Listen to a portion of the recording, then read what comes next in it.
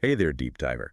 Ready to explore the psychology behind money? We're going deep with Morgan Housel's The Psychology of Money today. So forget spreadsheets and all that for now. We're talking about how our own brains, our backgrounds, they all affect how we handle money. Yeah, it's wild how much we think money's just numbers. Yeah. When it's really like this super personal thing shaped by our own experiences. Housel totally gets that disconnect, which is, I think, what makes the book so insightful. Totally. And he jumps right in with this story of Ronald Reed, a janitor, Yeah. right? The guy quietly builds an $8 million fortune. Then you've got Richard Fuscone, Harvard MBA, and the guy ends up bankrupt. Makes you think, huh? See, that's what I love about Housel's work. We assume it's all about intelligence, degrees. But Reed's story just flips that on its head. He was amazing at patience, consistency, letting those returns compound for decades. Powerful message, no matter how much money you make. It's like the tortoise and the hare, but with investments. Hmm. And it makes you realize our own past experiences can really blindside us when it comes to money. Absolutely. Housel talks about this, how our own little window of experience, which is nothing compared to Mhm. all of financial history, it can totally warp our perspective. He uses the example of how different generations view inflation. Someone who lived through the 70s might be hoarding canned goods, while someone younger doesn't even blink at rising prices. It's like we're all looking at money through these invisible filters, our own personal ones. No wonder we all react so differently to risk, opportunities. It even explains stuff like why some folks are so into the lottery. Ah, yes, the lottery ticket paradox. Seems totally irrational at first glance, right? Mhm. But Housel's point is for someone with limited options who's always felt financially stuck, that tiny chance of winning big, it's psychologically huge. It's not even about logic anymore, it's about hope. It may be a little escapism too, right? It makes you realize our emotions play a much bigger role in our money choices than we'd like to admit. We think we're being all logical, then bam, that fear of missing out hits you. Oh, totally. That whole myth that we're these rational actors in the market. Yeah. Housel dismantles that beautifully. Our emotions, our biases, how we were raised, it all factors in. So then there's this whole concept of retirement. Hmm. And Housel throws us for a loop, saying it's not some timeless universal thing. It's actually a pretty new idea. Right. Blew my mind too when I first read that. He's saying retirement, as we know it, really took off after World War II. Before that, you worked till you dropped, basically. No wonder saving for retirement feels so weird. We're kind of making it up as we go. And trying to do it in a world obsessed with instant everything. But then you've got Warren Buffett, the king of playing the long game. Housel does this thought experiment.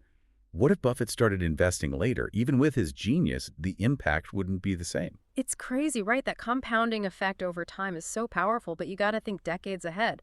Most of us are hardwired to avoid that. Makes you want to call your financial advisor right now and be like, yeah, we need to talk long term. But here's where Housel shifts gears, and I find it so refreshing. It's not just about stacking money, it's what that money gets you. Freedom, right. He's all about how true wealth is the freedom to control your time, your choices. And research actually backs that up. It's not just some woo-woo thing.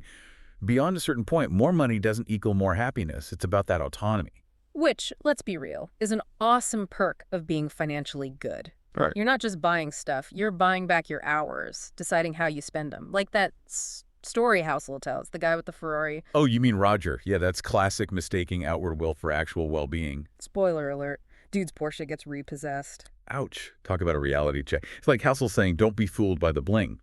True wealth is often the stuff you don't see: security, options. Speaking of which, she makes this really interesting comparison between building wealth and, the 1970s energy crisis. It's all about efficiency. Back then, it wasn't about finding more oil. It was using what we had, but smarter.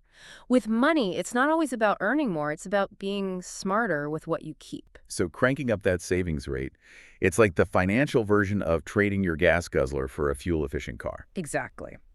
Housel's big on this. A high savings rate, no matter your income, it makes a much bigger difference over time. It's those little habits that add up, like that daily latte you skip to invest instead. Small changes, big impact, love it. But then he says we should actually love our investments. Isn't that getting a little too emotionally attached to money? Sounds weird, right? But he's got a point. When you're genuinely into your investment strategy, you'll actually stick with it, especially when things go south. People chasing the next hot stock, freaking out over every dip, they end up making bad decisions. So it's about finding that balance. Being informed, but not marrying your index fund. Gotcha. But speaking of unexpected turns, Housel reminds us the market is anything but predictable. He uses that dot-com bubble, right? What seemed nuts in hindsight made sense to some folks at the time because their goals were different, their timelines were different. It's that hindsight thing, for Yeah. sure. But also a good reminder, we can't control everything, no matter how much research we do. Right. Trying to predict the future is a recipe for stress. Housel says, expect the unexpected, build that into your strategy. That's where his whole volatility is a fee, not a fine idea comes in. Okay, yeah. Break that down for me. Okay, so think of it like buying a Disneyland ticket. You pay the price, right? Yeah. For the experience. But that doesn't mean guaranteed sunshine, no lines. You might get rain, long waits, maybe a spilled Dole Whip even. But you accept that going in because you want the overall experience. So volatility is like the spilled Dole Whip of investing. Messy, but part of the deal. You got it. You want those thrilling highs of market returns. Gotta accept the drops too. Price of admission. Okay, so instead of panicking when the market dips, see it as part of the ride. Makes sense. Mm-hmm. But like knowing that in your head and feeling it are two different things. Oh, absolutely. Housel's big on that, how we emotionally react to the market, especially during those crisis moments. He paints this picture, imagine an alien economist, right?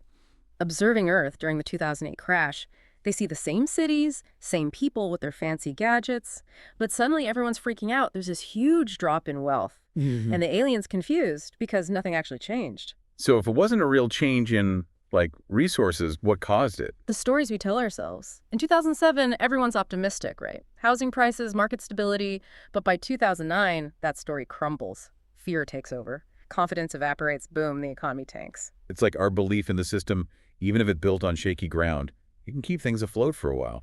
But pull that trust away, the whole thing collapses. Exactly. Shows how powerful narratives are with money. It's not always logic, tangible stuff. Sometimes it's literally just the story we choose to believe in. Which is kind of terrifying when you really think about it. Yeah. We like to think we're making these rational choices, facts and figures and all.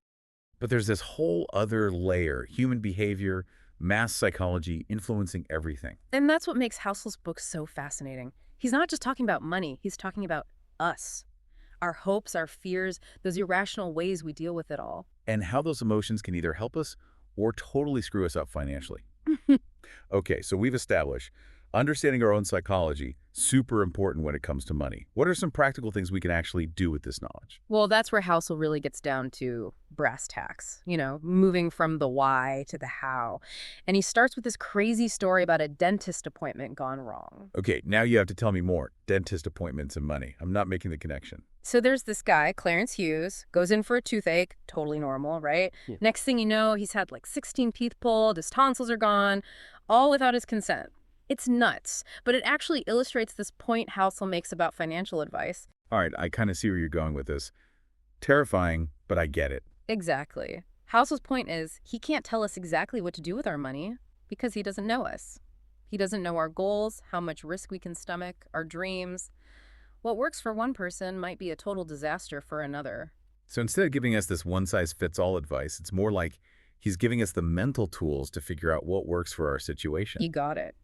He focuses on these universal principles of money psychology that we can all apply. Like, remember how we were talking about savings rate being so important? He goes deep on that, plus diversifying, avoiding debt, all that good stuff. The financial equivalent of eating your veggies. Not always exciting, but hey, it works. You said it. But he also stresses patience, discipline, huge, especially now in this world of instant gratification. Building wealth, it's a marathon, not a sprint. And that's hard to remember when you're seeing all those overnight success stories, It's so easy to see those headlines and be like, why not me? Why not now? But Housel helps us reframe that. It's like he's saying, slow and steady, my friend. That's how you win. And remember, true wealth isn't just about how many digits are in your account. It's about making your money match your values. Housel's a big believer in using your money to build a life you love, whether that's retiring early, some passion project, or just having that peace of mind knowing you're financially secure. It's about having options. Yeah. Right. Not being stuck in a job you hate or feeling trapped by your circumstances. Exactly. And he's big on this too. It's okay for your relationship with money to change over time. Our goals, priorities, they shift. That's normal. What matters is checking in with ourselves, making sure our money moves still fit who we are, what we want out of life. So easy to get caught in that trap of keeping up with the Joneses. Yeah. But at the end of the day, it's your money, your journey. You got to do what works for you. Couldn't have said it better myself. I think for me, the biggest takeaway from the psychology of money is this. It's not about cracking some secret code or formula. It's about understanding yourself.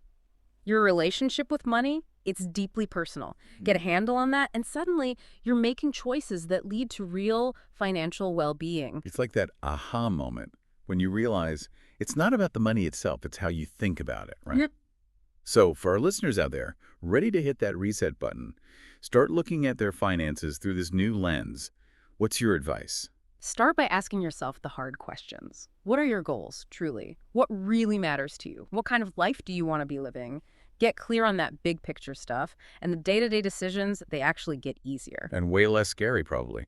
It's like Housel's giving us permission to ditch all the shoulds, the expectations, and just build a plan that actually fits us. Exactly. It's Yeah. about owning your money story, writing your own financial destiny, and who knows, with a little self